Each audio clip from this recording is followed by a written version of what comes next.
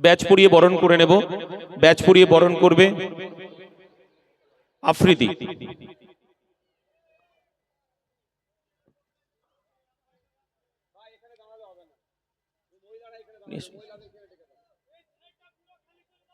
চলো চলো দাও দাও। ব্যাচ পরিয়ে আমরা বরণ করে নিচ্ছি। মনিরুল ইসলাম উত্তরীয় পরিয়ে বরণ করে দেবে আমাদের অত্যন্ত প্রিয়।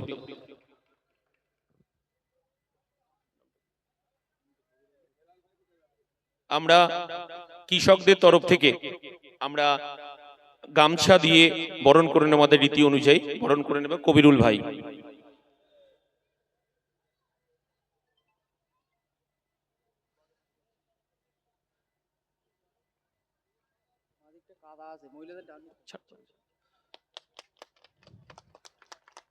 ইস্যুবাটির পক্ষ থেকে মালা পরিয়ে দেবেন, আমাদের মালা পরিয়ে দেবেন আলফাজ সহ যারা আছেন। রহমান মালা পরিয়ে বরণ করে নেবে। এ আলফাজ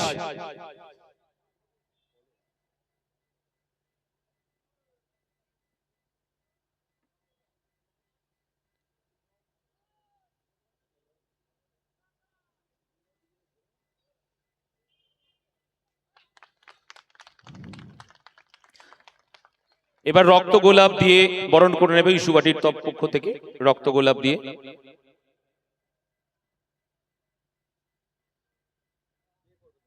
আমি ইস্যুবাটির পক্ষ থেকেই করবে, আমাদের প্রবীণ কৃষকরা করে দেবে।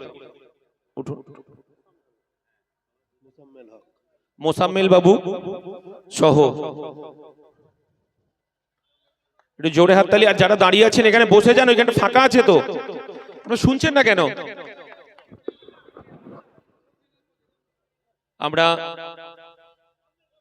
মূল্যবান বক্তব্য রাখার জন্য অনুরোধ করব আমাদের প্রাণপ্রিয় ছোট ভাইজান পীরজাদা নওশাদ সিদ্দিকী।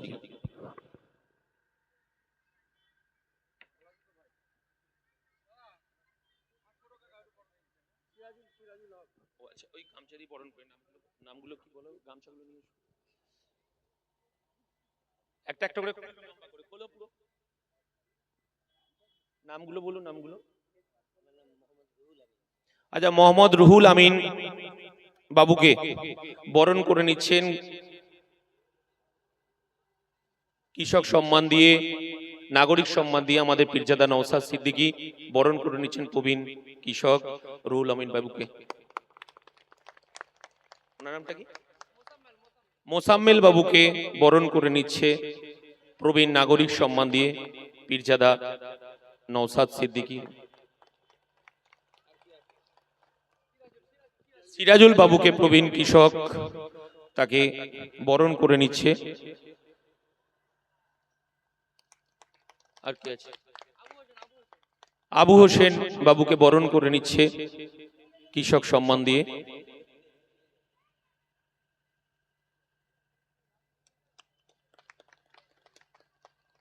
আর কি আলফাজার কেউ আছে? ঠিক আছে, ঠিক আছে, এবার পরে আমরা করে নেব। বক্তব্য রাখবেন আমাদের অত্যন্ত প্রাণপ্রিয় ছোট ভাইজান পীরজাদা নওশাদ সিদ্দিকী।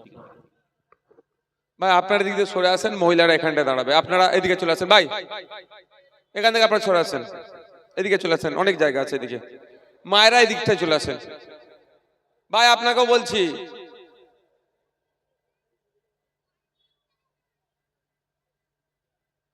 মায়েরা এখানটা দাঁড়ান। হ্যাঁ, মায়েরা এখানে চলে আসতে পারেন, এখানটাতে এখানে চলে আসেন। ওইদিকে যে মায়েরা আছে আপনারা এখানে চলে আসেন, এখানে চলে আসেন।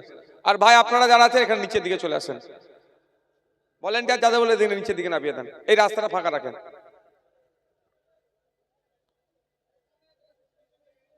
হ্যাঁ, ওখানে থাকুক মায়েরা। আজকে ইন্ডিয়ান সেকুলার ফ্রন্ট দত্তপুকুর 2 নম্বর অঞ্চল, 1 নম্বর 2 নম্বর অঞ্চল কমিটির উদ্যোগে ইস্যুবাটি গ্রামে রক্ত অর্পণ শিবিরের ব্যবস্থা করা হয়েছে। আরজি করে তিলোত্তমা, নদিয়ার তামান্না এবং আমাদের স্টুডেন্ট ফ্রন্টের অন্যতম প্রতিষ্ঠাতা লড়াকু সৈনিক ছিলেন আনিস হাওড়া জেলার, তাদের স্মৃতিতে আমি অঞ্চলের নেতৃত্ব, বিধানসভার নেতৃত্বদেরকে ধন্যবাদ জানাই। যখন রক্তের ক্রাইসিস, সেই সময় এই ধরনের একটা প্রোগ্রাম করে কিঞ্চিত পরিমাণ হলো রক্তের যোগানের ব্যবস্থা করা হচ্ছে। ধন্যবাদ জানাবো আজকের এই রক্তদান শিবিরে যারা রক্ত দিয়ে এই শিবিরকে সাফল্যের উচ্চ শিখরে নিয়ে যেতে সহযোগিতা করছে। ধন্যবাদ জানাবো দর্শকের আসনে বসে থাকা, দাঁড়িয়ে থাকা বাপ ভাই, মা বোনেদেরকেও ধন্যবাদ জানাবো, এলাকার প্রশাসনকে যাদের সহযোগিতায় আজকের এই কাজ সুষ্ঠুভাবে আমরা চালাতে পারছি। বন্ধুগণ, আপনারা নিশ্চিতভাবে অবগত আছেন, প্রায় 1.5 বছর হতে যাচ্ছে কলকাতা আর.জি. কর হসপিটালে একটি ডক্টরকে খুন করা হয়েছিল। কারণটা কি ছিল আমি ইতিপূর্বে বলেছি, আজকেও আমি একটু ছোট্ট করে বলছি যে কারণটা এটাই ছিল যে ওই ডক্টর মহিলাটি, ওই আমাদের তিলোত্তমা, আপনার আমার বাড়ির মেয়ে, সে জানতে পেরে গিয়েছিল ওই মেডিকেল হসপিটালের দুর্নীতির কথা। কি দুর্নীতি হয়েছিল? ওখানে ফেক স্যালাইন, অন্যান্য কোম্পানির স্যালাইন যেগুলো অচল, ডুপ্লিকেট ঔষধ সরবরাহ করা হতো, যেটা রোগীর শরীরে গেলে তার জন্য ক্ষতিকর। শুধু তাই নয়, ওই মহিলা যিনি আমাদের বাড়ির মেয়ে তিলোত্তমা জানতে পেরেছিলেন যে হসপিটালের মধ্যে কি ধরনের নোংরামি হয়।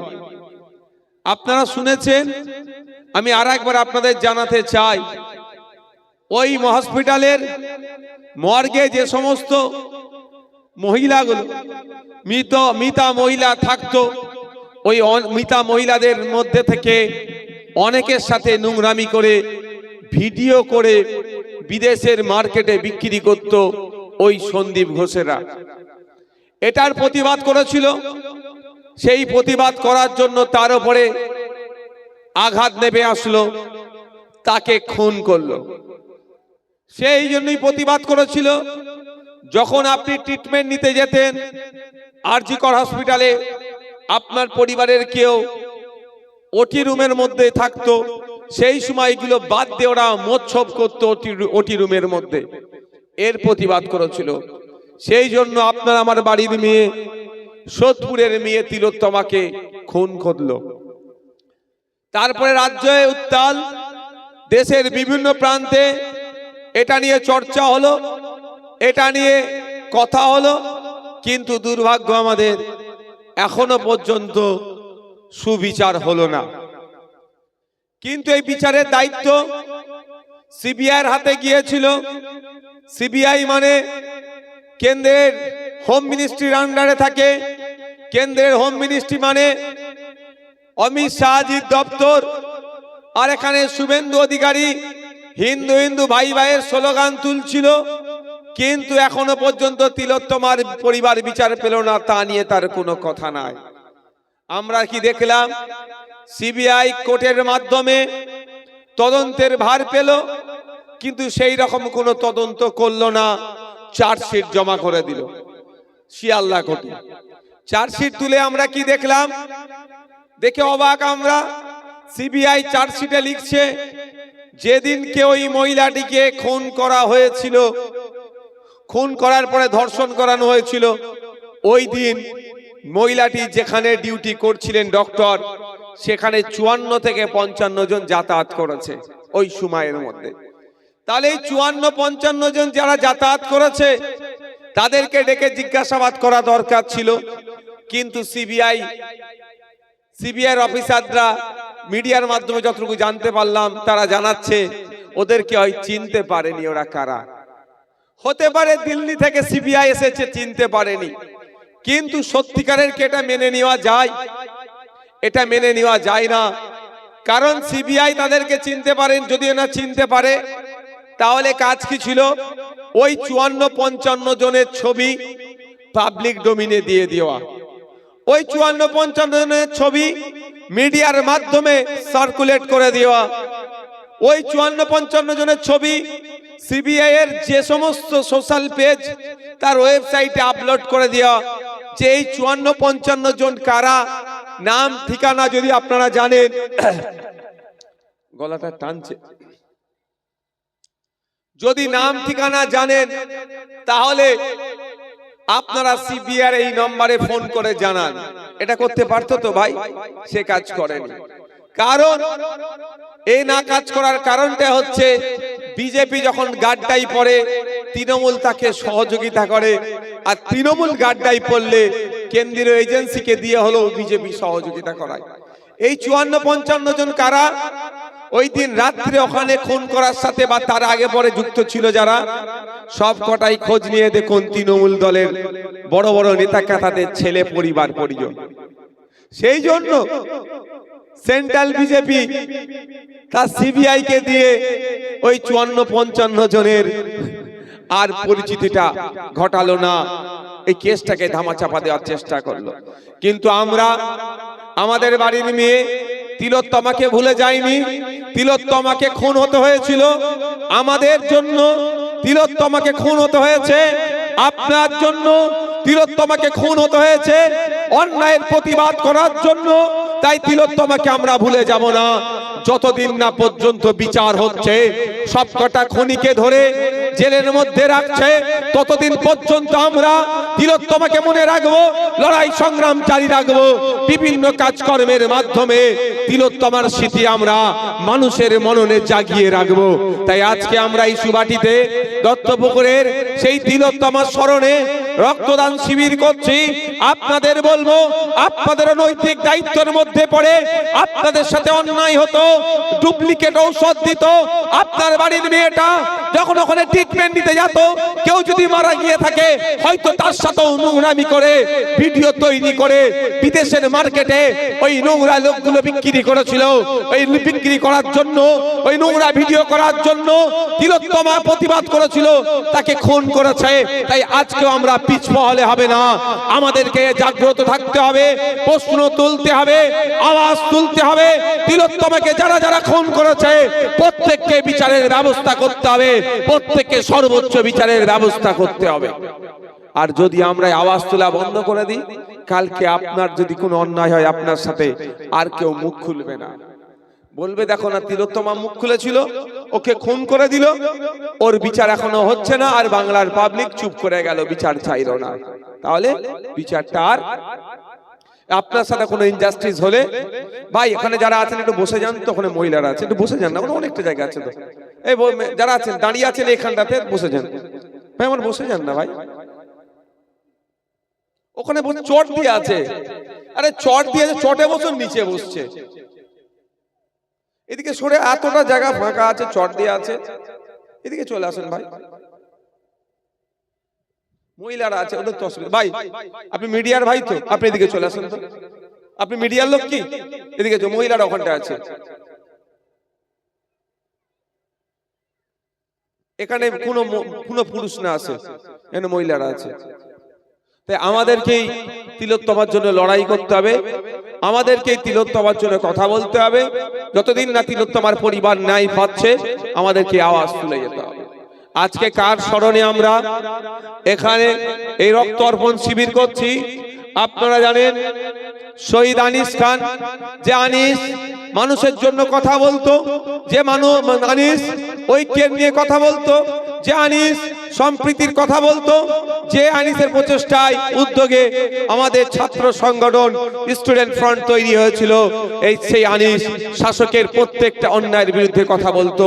আপনারা জানেন ওই 2016-17 দিকে যখন বাগনানে ইশিকা নামে একটি ছোট্ট নাবালিকাকে ধর্ষণ করে খুন করেছিল, সর্বপ্রথম আনিসই রাস্তায় নেমেছিল। আনিসের নেতৃত্বে ধর্ষকদের বিরুদ্ধে, অন্যায়কারীদের বিরুদ্ধে ব্যাপক আন্দোলন সংগ্রাম সংগঠিত হয়েছিল। খোঁজ নিয়ে পরে দেখা যাচ্ছে যারা ধর্ষক তারা শাসক ঘনিষ্ঠ হওয়ার জন্য সেই থেকে আনিসকে টার্গেট করেছিল। আনিসকে পরিশেষে পুলিশকে দিয়ে হত্যা করলো।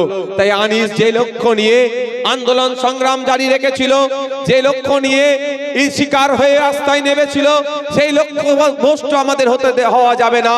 তাই আমাদেরকে ঐক্যবদ্ধ হতে হবে, আমাদেরকে দলবদ্ধ হতে হবে। আনিসের বিচার চাই, যেমন চাই বলবো, সাথে সাথে আনিস যে লক্ষ্য নিয়ে জীবন উৎসর্গ করেছে সেই পথে আমরা এগিয়ে যাব। অন্যায়ের বিরুদ্ধে কথা বলবো। অন্যায় যার সাথে হচ্ছে, সে হিন্দু হতে পারে, দলিত হতে পারে, আদিবাসী হতে পারে, নমশূদ্র হতে পারে, মতুয়া হতে পারে, আমাদের দেখার প্রয়োজন নাই। যে অন্যায়ের শিকার হচ্ছে তার পাশে দাঁড়াবো, আর যারা অন্যায় করছে তাদের বিরুদ্ধে দীপ্ত কণ্ঠে বলবো। তার জন্য যদি আনিসের মতো মৃত্যুকেও গ্রহণ করতে হয়, আমরা পিছপা হব না, মাথা তুলে থাকবো, সত্যের জন্য কথা বলবো। সত্যের কথা বলার জন্য নওশাদ সিদ্দিকীকে 42 দিন জেল খাটিয়েছে।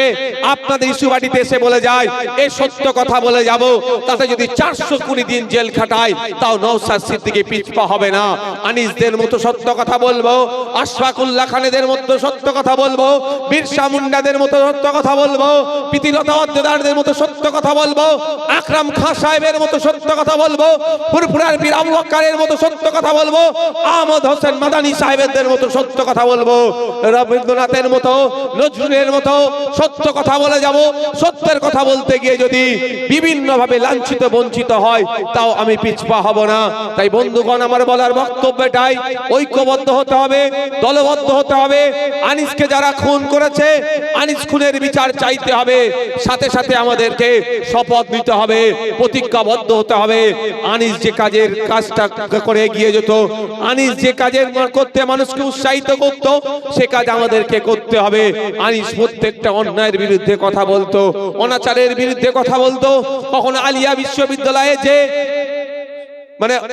বিশৃঙ্খলা হয়ে চলছে তার বিরুদ্ধে কথা বলেছে। ইসিকাকে যারা খুন করে ধর্ষণ করলো তাদের সর্বোচ্চ শাস্তির জন্য রাস্তায় নেমেছে।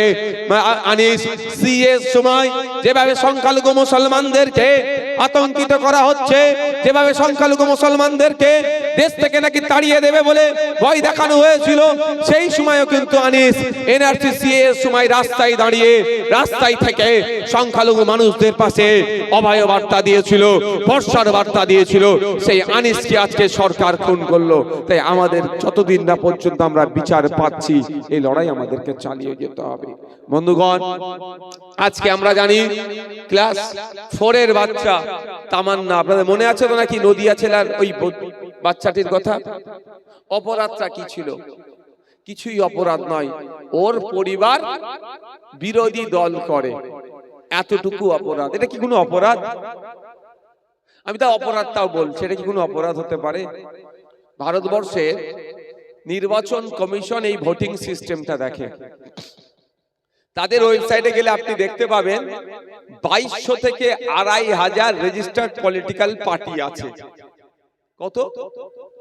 2200 থেকে 2500 রেজিস্টার্ড পলিটিক্যাল পার্টি আছে, যারা বিভিন্ন রাজ্যে বিভিন্ন এলাকায় তারা কন্টেস্ট করে। তাহলে এটা অন্যায় কিছু নয়। আপনার যাকে ইচ্ছা ভালো লেগেছে আপনি ভোট দেবেন, যাকে ইচ্ছা ভালো লেগেছে তার ঝান্ডা বইবেন, যাকে ইচ্ছা ভালো লেগেছেন তার গুণগান গাইবেন। কিন্তু আমি সেখানে সংখ্যাগরিষ্ঠ হওয়ার জন্য আপনার পরিবারের মেয়েটিকে বোম মেরে দেবো, এটা সুস্থ সমাজের পরিচয় হতে পারে? এখনো যারা খুন করলো অনেককে গ্রেফতার করেনি, তার পরিবারের অভিযোগ প্রশাসনও তার সাথে ঠিকঠাক আচরণ করছে না। যারা খুনি তারা বুক ফুলিয়ে ঘুরে বেড়াচ্ছে। তাই আমরা আমাদের তামান্নাকে ভুলে গেলে চলবে না। তামান্না একা নয়, ওই একটা তামান্না দিয়ে আপনারা ভাবতে পারেন যে একটা মেয়েকে খুন করেছে তার জন্য এত প্রোগ্রাম করা কেন? ওই রোগ যদি আপনার আমার এলাকার মধ্যে পৌঁছে যায়, আপনার আমার বাড়ির ছোট্ট ছোট্ট তামান্নার গুলো কিন্তু আগামী দিনে ক্ষতিগ্রস্ত হতে পারে। তাই একটা তামান্নাকে ওরা খুন করেছে, ওখানে স্টপ করতে হবে। ওই নোংরামি অন্যায় আর করতে দেওয়া যাবে না, আওয়াজ তুলতে হবে। মায়েরা আপনার বলুন, 9 বছরের একটা বাচ্চা, আপনার আমার প্রত্যেকের বাড়িতে শিশু আছে, ওই ফুটফুটে শিশুটিকে এই শাসকের গুন্ডা মস্তান দ্বারা বোম মেরে খুন করেছে। যারা খুন করলো তাদের যদি সর্বোচ্চ বিচার না হয়, তাহলে আগামী দিনে এই ইস্যু বাটিতেও দেখবেন রাজনৈতিক হিংসা হবে, তাকে খুন করছে। আগামী দিনে দেখবেন দত্তপুকুরে কোনো জায়গায় রাজনৈতিক হিংসা হচ্ছে, আমডাঙ্গাতে কোনো জায়গায় রাজনৈতিক হিংসা হচ্ছে, বারাসাতে কোনো জায়গায় রাজনৈতিক হিংসা হচ্ছে, মধ্যমগ্রামে হচ্ছে, রাজ্যের যে কোনো প্রান্তে দেখবেন ওই রাজনৈতিক হিংসার বলি আমাদের বাড়ির ফুটফুটে সন্তানগুলো হবে। তাই আমরা যদি তামান্নার খুনিদেরকে সর্বোচ্চ শাস্তির ব্যবস্থা করতে পারি, আমরা যদি আওয়াজ তুলি, সরকার নড়ে চড়ে বসবে, আর তাহলে সরকার ওদের শাস্তির ব্যবস্থা করবে। যদি দৃষ্টান্ত সরকার তৈরি করে, তাহলে আগামী দিন দেখবেন এই মারামারি হানাহানি আর হবে না। তাই সরকার কি করবে আমি বলতে পারবো না, কারণ সরকারই চাইছে আপনারা গুন্ডা হন, আপনারা মস্তান হন, আপনারা খুনি হন, আপনাদের মাথায় সমাজ বিরোধী লিখে রাখুক, এটা সরকার সুকৌশলে চাইছে। তাই এটাকে পরিবর্তন করার দায়িত্ব আমাদেরকে নিতে হবে, নাগরিকদেরকে নিতে হবে, মায়েদেরকে নিতে হবে, বাপেদেরকে নিতে হবে। প্রত্যেকের বাড়িতে শিশু আছে, সেই শিশুদের মুখের দিকে তাকিয়ে তামান্নার পরিবার যাতে বিচার পায়, তার জন্য আপনাকে আমাকে সোচ্চার হতে হবে। তাই বন্ধুগণ, আমার বলার বক্তব্য এটাই যে আমরা ভুলে গেলে চলবে না। এই নদিয়ার ওই একটি ছোট্ট মেয়ের কথা, ছোট্ট মেয়ে হতে পারে, ওটা কিন্তু আমাদের সমাজের আগামী প্রজন্ম, তাকে খুন করেছে মানে সমাজকে ওরা খুন করতে চাইছে। এই খুনিদেরকে সর্বোচ্চ শাস্তি যাতে পায়, তার জন্য আমাদের এই লড়াই সংগ্রাম, মিটিং মিছিল, তার স্মরণে রক্তদান শিবির করে সরকার বাহাদুরকে বার্তা দেওয়া দরকার যে তোমার লোকেরা যে খুন করেছে ওদেরকে যদি শাস্তির ব্যবস্থা না করতে পারো, আগামী দিনে এই সিস্টেমটা কি আমরা পরিবর্তন করে দেবো, এই সরকারটা কি আমরা চেঞ্জ করে দেবো। সহমত তো নাকি ভাই? আচ্ছা, আমার কথা কি আপনারা বুঝতে পারছেন না অন্য টপিকে চলে যাব? বুঝতে পারছেন না অন্য টপিকে যাব? বলুন, কারা বুঝতে পারছেন হাত তুলে দেখান তো। আপনারা বুঝতে পারছেন তো? আমি টপিক চেঞ্জ করে দেবো। আর চোর ডাকাতকে নতুন করে বলতে লাগবে, আর বলতে লাগবে। আপনি একটু এদিকটা চলে আসুন, এদিকে চলে আসুন, এদিকটা ছেড়ে।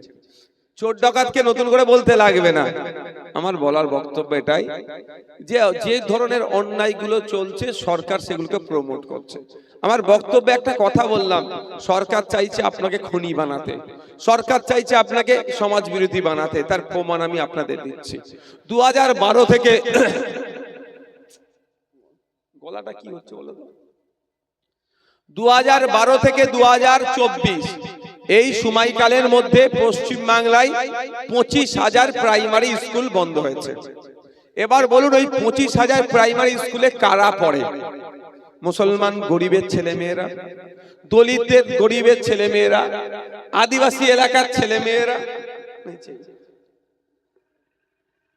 এরাই তো পড়ে নাকি? তো স্কুল যখন বন্ধ হয়ে যাবে, স্কুল বন্ধ হলে ক্ষতি কার হবে? গরিব ছেলে মেয়েদের। নেতার ছেলেদের ক্ষতি হবে? নেতার ছেলেরা সরকারি স্কুলে পড়ে? ওরা পড়ে না। সরকারি স্কুলে পাড়া পড়ে ইস্যুবাটির ওই মা, ওই ছেলেটি যার বাপ সকালবেলা উঠে দত্তপুকুর বাজারে গিয়ে সেউজিটা বিক্রি করে। সরকারি প্রাইমারি স্কুলে কে পড়ে? যার মা সকালবেলা উঠে কারো বাড়ির পরিচারিকার কাজ করে বাসনটা মেজে দিয়ে আসে, তাই তো? এর বাইরে সরকারি স্কুলে কেউ পড়ায় না, সব বেসরকারিতে পড়ায় যাদের টাকা আছে। ওরা কারা? নেতারা। আর যে 25,000 স্কুল বন্ধ হয়েছে, ক্ষতি কার হচ্ছে?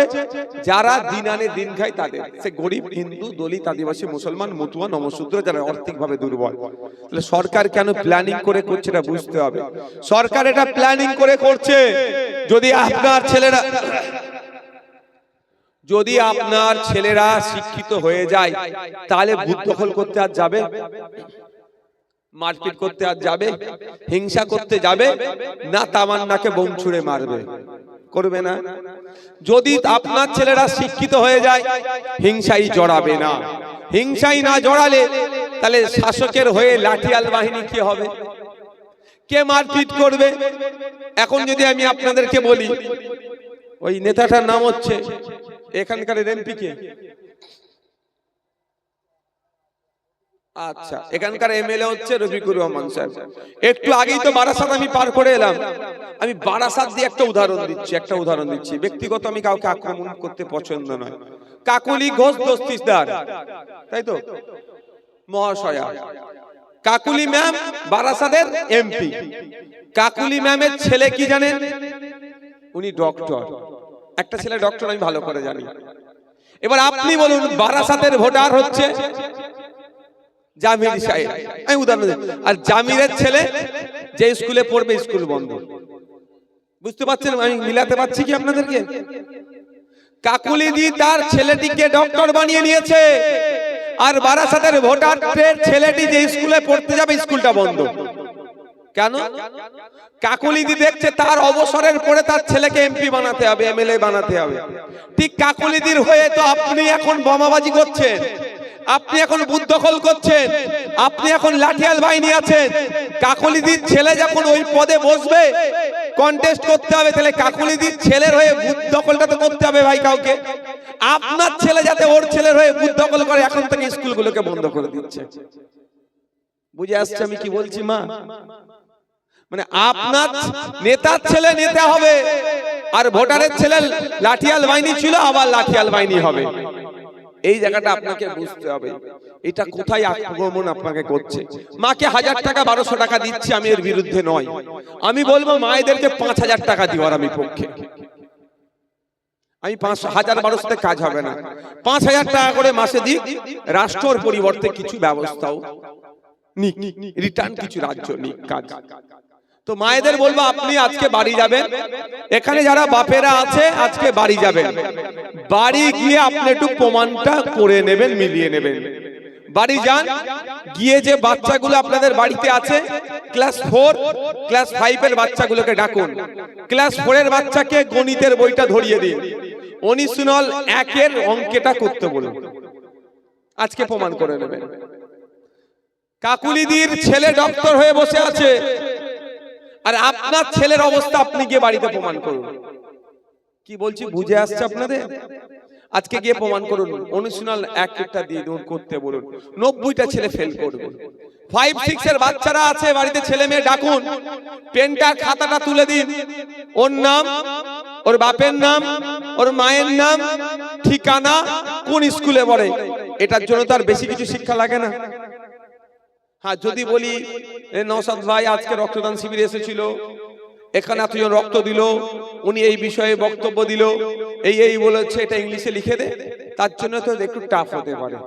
আমি অত টাফে যাচ্ছি না, এতটুকু শুধু বলুন, ওর নাম, ওর বাপের নাম, ওর মায়ের নাম, ওর ঠিকানা, কোন ক্লাসে পড়ে, কোন স্কুলে পড়ে, এইটুকু ইংলিশে লিখে দিতে বলুন। দেখবেন আপনার বাড়ির ছেলেরা যারা লিখবে এরা 90% ফেল করবে, আর কাকুলিদির ছেলে ডক্টর হয়ে গেল।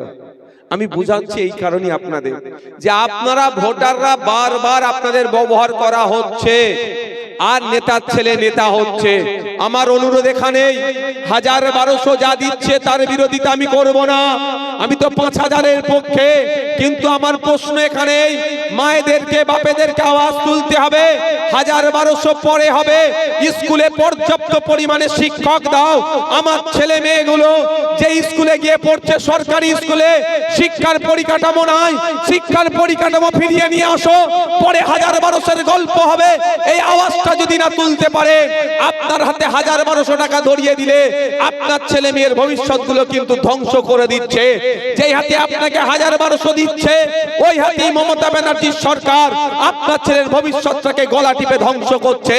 তাই অনুরোধ করব, ইস্যুবাটিতে এসে ইস্যুবাটির মানুষকে বলবো, এখানে যে প্রাইমারি স্কুল আছে, হাই স্কুল আছে, যদি আমার কথা না বিশ্বাস হয়, আজকেই আপনারা গিয়ে দেখতে, যদি আজকে শনিবার, সোমবারে আপনারা গিয়ে দেখুন, প্রমাণ মিলিয়ে নেবেন। আপনারা স্কুলে যাবেন, আপনাদের বাচ্চাগুলো যে স্কুলে পড়ে সেখানে গিয়ে দেখবেন শুধুমাত্র মিড ডে মিলটা খাচ্ছে, পড়াশোনার ঠিকঠাক হচ্ছে না। একটা টিচার, দুটো টিচার যে স্কুলের তালা খুলছে তিনি প্রেজেন্ট করছেন, তিনি মিড ডে মিলের হিসাব রাখছেন, আবার তিনি পড়াবেন কি করে ভাই?